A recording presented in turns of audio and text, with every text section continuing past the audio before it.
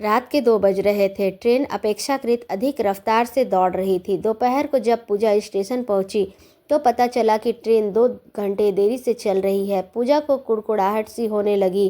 पापा से मिलने में 2 घंटे विलंब होने जा रहा था, परंतु फिलहाल जो ट्रेन की रफ्तार थी उससे तो यही आभास हो रहा था कि ट्रेन निश्चित समय पर पहुंच जाएगी।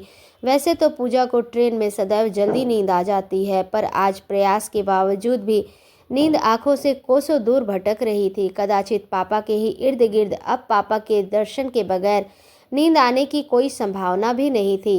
यदि पापा के सामीप्य में पूजा को सुख मिला तो जीवन में सहजता आएगी, अन्यथा क्या माँ की तरह सदैव एक दुखी जीवन जीने को बाध्य नहीं होना पड़ेगा।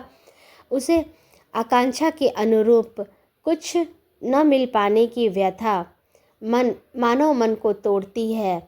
यदि मानव में आत्मविश्वास की किंचित भी कमी हो जाए तो हृदय पर एक ऐसी सख्त गांठ पड़ जाती है जिसे खोलते खोलते आदमी स्वयं टूटने लगता है।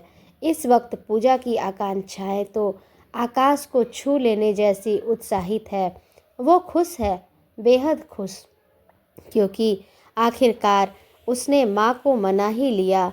बस एक बार वो पापा के पास जाना चाहती थी, उसके साथ रहना चाहती थी, देखना चाहती थी कि कैसे हैं पापा, जिनके विरह में उसने सदैव माँ की आंखों को लबालब देखा था। माँ के होठों से पापा के लिए कभी स्नेह के बोल तो नहीं सुने थे पूजा ने, पर आंखों का गीलापन निश्चित ही पापा के प्रति उनके स्नेह को प्रतिबिंबित करता था। बचपन से पापा के सामीप्य के लिए ललकता रहा था पूजा का मन। किसी भी बच्चे को पापा के आलिंगन में देखते ही उसके बाल मन में कई प्रश्न कुलबुलाया करते थे। जवाब में कभी तो माँ की भुकुटियाँ तन जाती, तो कभी वो 2 बूंद अश्क आंखों से गिर पड़ते। माँ ने पूजा के प्रश्नों को टालकर उसे बहलाना फुसलाना बड़ी कुशलता से सीख लिया था, और पूजा के बाल मन ने भी पापा के वात्सल्य सुख के लिए अपने स्वाभाविक ललक को अपने ही अंदर में समेटना सीख लिया था। पर पूजा के यथावस्था में कदम रखते ही माँ के साथ उसके अंतरंग संबंधों में गहनता आ गई। माँ अब सिर्फ माँ नहीं बल्कि एक सखी भी बन गई थी। दोनों की अंतरंगता ने बातों के आदान प्रदान में उन्मुखता ला दी थी, और कई बातें जो सालों से हृदय में दबी पड़ी थी वो बंधन मुक्त हो बाहर निकलने लगी। फलस्वरूप दोनों के जीवन में स्नेह शांति की ऐसी बयार बहने लगी कि घर का घर, हर कोना माँ बेटी की खिलखिलाहट से गौरवान्वित होने लगा था। पूजा को जब पहली बार एक युवक ने छेड़ा था तो माँ से उस घटना का जिक्र करते करते लाल हो उठी थी वह, और माँ ने उसे अंक में भर लिया था। बेटी, अब तुम जवान हो गई हो, अब तो ऐसी छुटपुट घटनाएं होती रहेगी। इसे ज़्यादा गंभीरता से नहीं लेना चाहिए। जब तक कोई बड़ी बात ना हो तब तक बेवजह आक्रोश में आकर कोई प्रतिक्रिया भी नहीं करनी चाहिए। सुनकर खिलखिलाकर हंस दी थी पूजा। छी माँ, कैसी बातें कर रही हो, इसमें छी की क्या बात है। एक युवा खूबसूरत लड़की को देखकर मन चले लड़कों की कुछ न कुछ का देने की आदत तो आम है, माँ मुस्कुराती हुई बोली थी। उसे रोज़ पहली बार माँ की आंखों में मुस्कान नजर आई थी। पूजा को माँ भी तो खूबसूरत है, बेहद खूबसूरत। जब हंसती है तो गालों पर गड्ढे पड़ जाते हैं जो माँ के मासूमियत भरे सौंदर्य को दुगना कर जाते हैं। तुम्हारे जीवन में भी ऐसा अनुभव आया होगा ना। माँ जवाब में मुस्कुराकर रह गई थी। अमृता, प्लीज़ माँ, कुछ बताओ ना। क्या बताऊं, कहते हुए माँ के गाल सुर्ख हो उठे थे। अपनी युवावस्था के बारे में कुछ मज़ेदार बातें बताओ ना माँ। पूजा ने लड़ियाते हुए माँ के गले में बाहें डाल दी। वैसे तो ढेर सारी घटनाएं घटी थी, पर एक घटना जो मेरी जिंदगी का अहम हिस्सा बन गई वह बताती हूँ। एक रईस पिता का आवारा लड़का कॉलेज में मेरे साथ पढ़ता था। मेरे गालों पर पड़ने वाले गड्ढों को देखकर उसने मेरा नाम शर्मिला टैगोर रख दिया था। हर बार वो इसी नाम से मुझे चिढ़ाया करता था। मैं यही कोशिश करती थी कि उसकी बातों की तरफ ध्यान न दूं, लेकिन वो था कि बुरी तरह से मेरे पीछे पड़ गया था। एक दिन जब मैं प्रैक्टिकल के बाद कॉलेज से निकली तो पता चला कि बसों की हड़ताल शुरू हो गई है, लिहाजा पैदल ही निकल पड़ी। उस रोज़ उस लड़के को अच्छा अवसर मिल गया। वो अपने स्कूटर से मेरे पीछे आने लगा। मैं उसके दुस्साहस पर दंग थी और भयभीत भी। ओ मेरे सपनों की रानी, कब आएगी तू? गुनगुनाते हुए कभी मेरे आगे चला जाता तो कभी मेरे पीछे जाता और मैं रुआंसी हो उठी। तभी एक आकर्षक नौजवान स्कूटर सहित मेरे सामने आ खड़ा हुआ और आदेशात्मक लहजे में उसने मुझसे स्कूटर पर बैठने को कहा। मैं उस लड़के से इतनी परेशान थी कि बगैर किसी आनाकानी के उसके स्कूटर पर बैठ गई। उसने मेरा पता पूछा और मुझे घर पहुंचा दिया। क्या फिर कभी तुम उनसे मिली थी माँ? हाँ, कई बार। उस घटना के बाद वो मेरा सबसे करीबी मित्र बन गया था। हम लगभग रोज़ मिलते। क्या तुम्हें उनसे प्यार हो गया था माँ? हाँ, सच उछलते हुए पूजा ने पूछा। फिर क्या हुआ? शादी? माँ खिलखिलाकर हंसती हुई बोली। वो तुम्हारे पापा ही तो थे। माँ की हंसी उस रोज़ थम ही नहीं रही थी। जब पापा से जुड़ी बातें माँ को इतना सुख देती है तो पापा के साथ ने उन्हें कितना सुख दिया होगा। पूजा सोचा करती। माँ की पलकों में सालों से जो गीलापन देखती आई थी पूजा, उसका कारण जाने क्या था? पापा का विछोह या उससे अधिक कुछ और? पूजा सब कुछ जान लेना चाहती थी।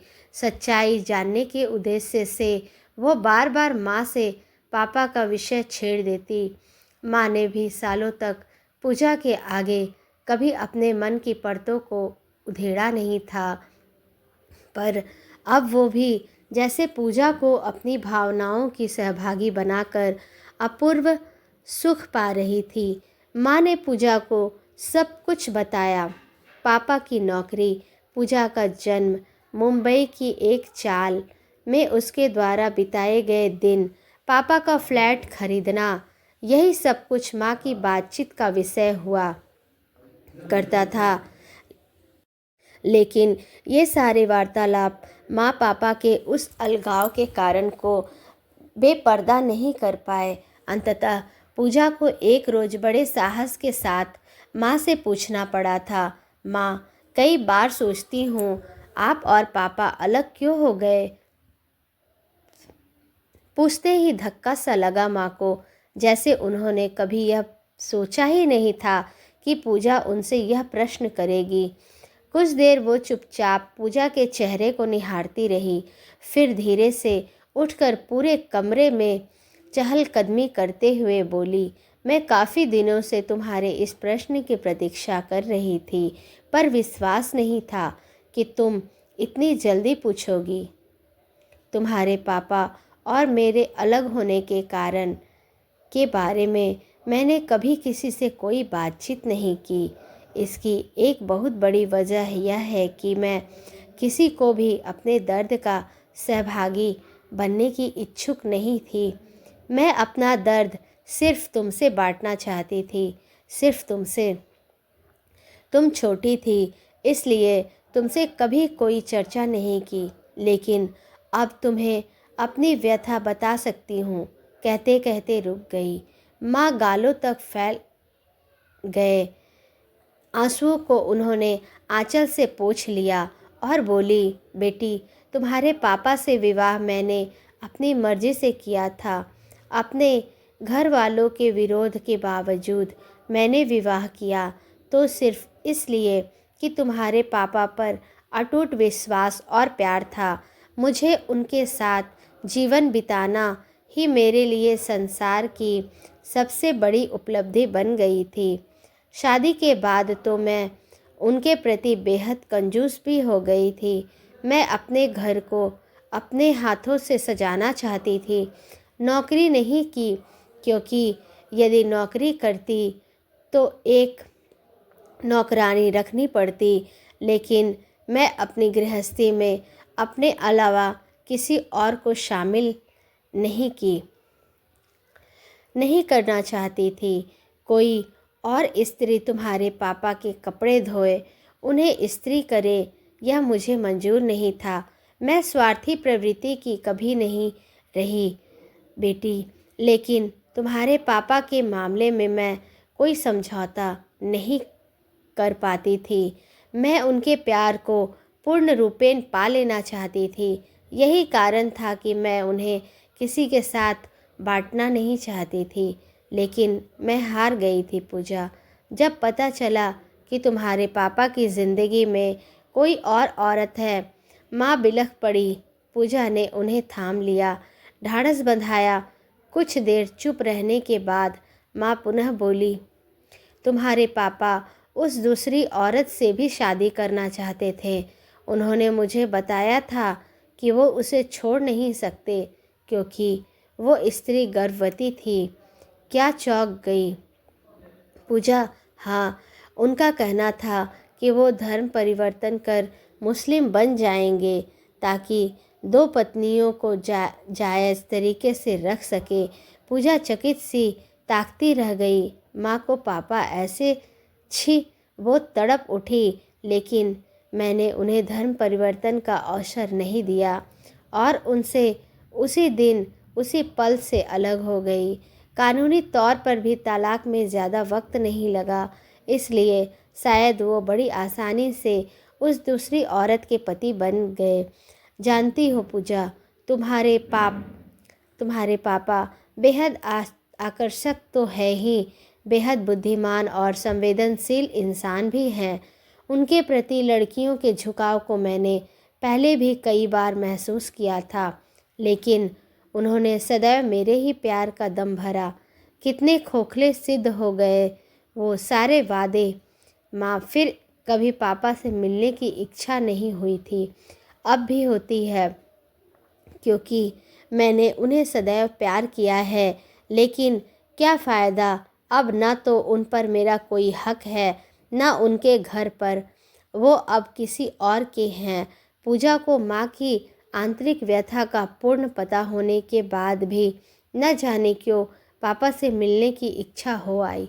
माँ से तो पापा का कानूनन संबंध विच्छेद हो चुका था, पर पिता पुत्री के रक्त संबंध को नकारा जाए, ऐसा कोई कानून कहाँ। पापा की कभी मुझसे मिलने का प्रयास नहीं किया, न ही अदालत में उन्होंने कह दिया था कि वो स्वेच्छा से बच्ची को माँ के सुपुर्द कर रहे हैं। वो बच्ची की माँ की इच्छा के बगैर कभी बच्ची से मिलने का प्रयास भी नहीं करेंगे। लेकिन तुम्हारे पापा आज भी तुम्हारे बारे में जानने के लिए मुझे फ़ोन करते हैं। पूजा अपने पिता, नई माँ और भाई बहनों से मिल लेना चाहती थी, पर जब उसने पहली बार पापा से मिलने की इच्छा व्यक्त की तो माँ जैसे तहस नहस हो गई थी। दर्द और क्रोध का मिला जुला भाव उनके कोमल चेहरे को विभत्स बना रहा था। मेरा अपमान क्या तेरा अपमान नहीं है पूजा? आज तूने वही कह दिया जिसका मुझे सदैव भय लगा रहता था। पूजा सहम सी गई थी, लेकिन मन ही मन अपने निर्णय पर अटल भी थी और वो पापा से मिलकर ही दम लेगी। और अंततः उसने समझा दिया माँ को कि पापा से मिले बगैर सही मायने में वो माँ के दर्द की साझीदार नहीं बन सकती। बेमन से ही सही, पर पूजा के निर्णय के आगे माँ को झुकना पड़ा। शायद उन्हें यह शंका हो आई थी कि बार बार युवा बेटी का विरोध करने से वो विद्रोह ही न हो जाए। माँ ने स्वीकृत दिल से भले ना दी हो, लेकिन पूजा को अपनी जीत पर अपार हर्ष था और उनका यह हर्ष ही वो कारण था जो नींद को भी पूजा पर हावी नहीं होने दे रहा था। थरथराते कदमों से पूजा ने जन्मस्थली मुंबई के स्टेशन पर पैर रखा और अपने को सहज दिखाने का प्रयास करते हुए अगल बगल ताकते हुए वो इस अनजान शहर के स्टेशन से निकलने का मार्ग तलाशी रही थी कि किसी ने माथे पर हाथ फेरा। चौंक कर मुड़ी पूजा भरी भरी आंखों से अपलक निहार रहा था। कोई उसे आंखों का गीलापन वैसा ही था जैसा माँ की आंखों में हुआ करता है। स्नेह भरे उन अश्कों में मुस्कुराहट और ममत्व दोनों का समावेश। कहीं यही पूजा हो ना? उन्हें पूजा पूछा और हाँ कहने के पूर्व ही उन्होंने पूजा को आंख में भर लिया। पूजा का मन भर आया। वह महसूस कर रही थी कि जिस हृदय से वो लगी हुई है वो जैसे उनका हृदय ही अपना हृदय ही हो भरा आया। हृदय चित्कार कर रोने का आकांक्षी हृदय। आप पापा? पूजा ने पापा की आंखों में झांकते हुए पूछा तो उन्होंने पलकों को झपकाकर स्वीकृति दी और पूजा पुनः उनके आलिंगन में कैद हो गई। एक बार नहीं, कई बार पूजा ने पापा की छाती को चूम लिया, परंतु बचपन से आज तक जिस अभाव को उसने झेला था उसकी प्रतिपूर्ति पल भर में कहाँ संभव थी। दोनों की आंखों से बहते अविरल आंसुओं की धार ने जब हृदय की व्यथा को किंचित कम कर दिया तो थोड़ी सी राहत हुई। पापा ने पूजा का सामान उठा लिया और कर्तव्य विमूढ़ सी पूजा सोचने लगी कि सच कहा करती थी माँ, पापा आकर्षक व्यक्तित्व के स्वामी थे। चलो बेटी, कितने सालों के बाद अपने पापा के पास आई हो, लेकिन पापा आपको कैसे पता चला कि मैं आ रही हूँ? चकित सी पूजा ने पापा के हाथों में हाथ डालते हुए पूछा। कल अमृता का फ़ोन आया था, पापा ने कहा तो लगा मानो उनके सूखे चेहरे पर अचानक थोड़ा सा गुलाल लग गया हो।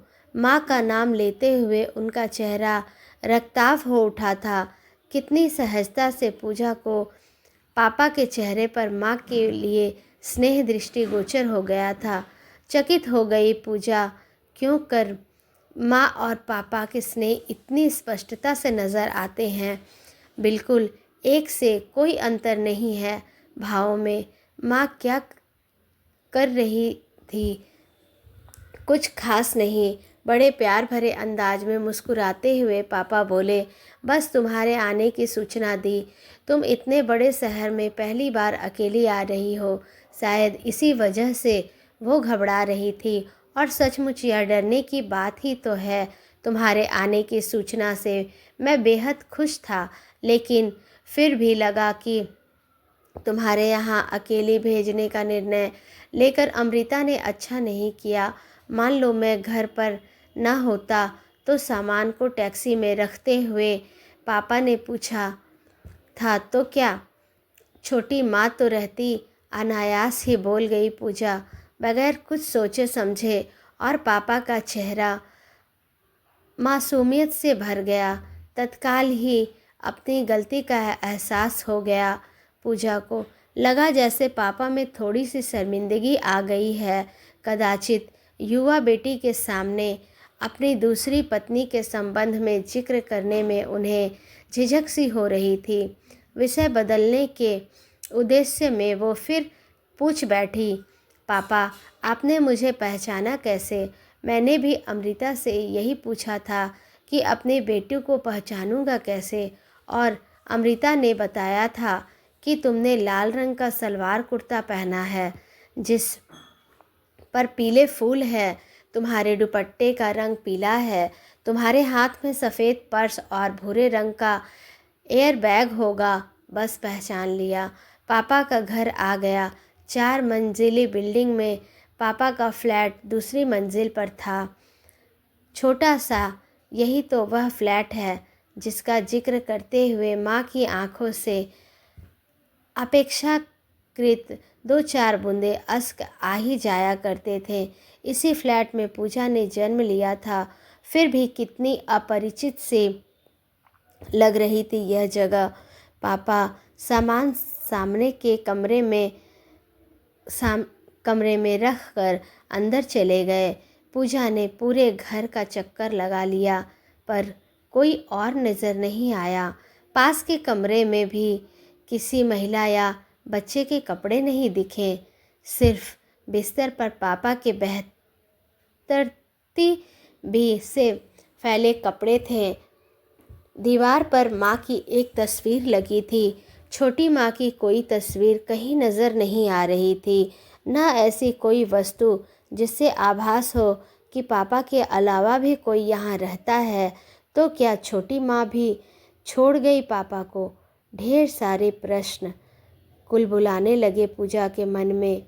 पूजा, चलो बेटी, तुम हाथ मुँह धो आओ, फिर नाश्ता करेंगे और फिर ढेर सारी बातें भी तो करनी है तुमसे। नहाना धोना बाद में होता रहेगा, ठीक है ना? उल्लासित स्वर में पापा ने कहा तो पूजा पापा की आंखों को निहारती रह गई, जहाँ वैसे ही अश्क मुस्कुरा रहे थे जैसे माँ भी आंखों में मुस्कुराया करते थे।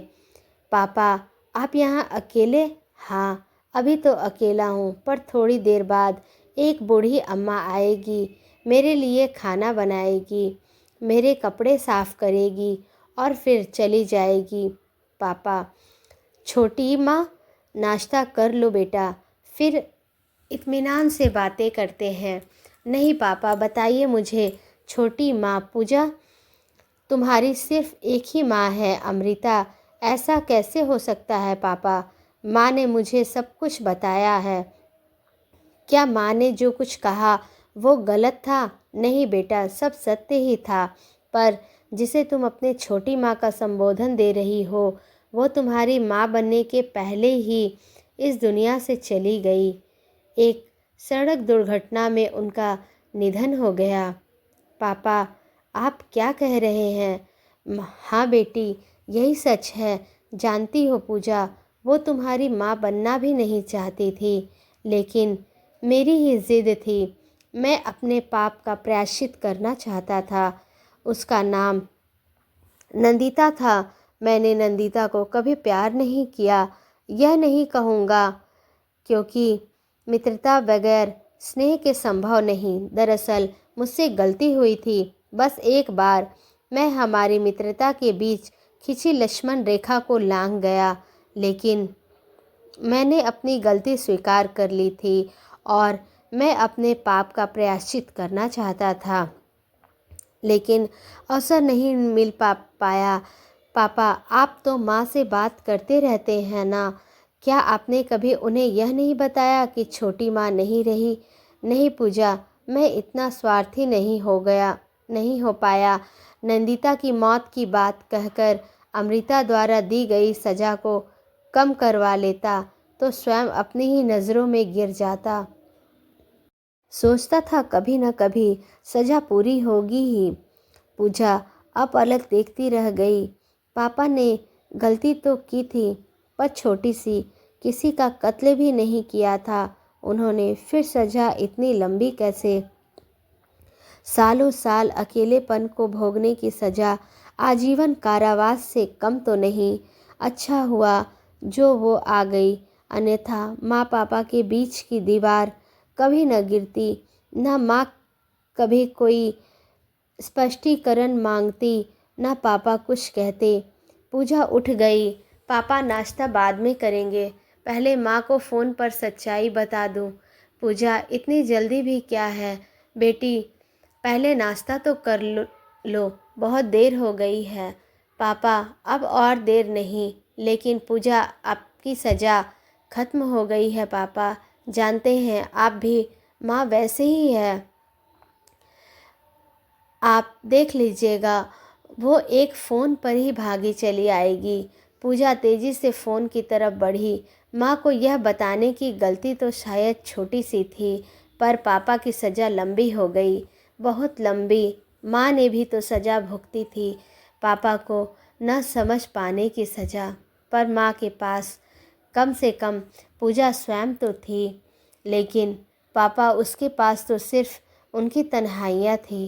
पर अब सज़ा का अंत हो गया था, और अंत तो होना ही था। काली अंधेरी रात चाहे कितनी ही लंबी क्यों ना हो, सूरज के आने के बाद उसे समाप्त होना पड़ता है।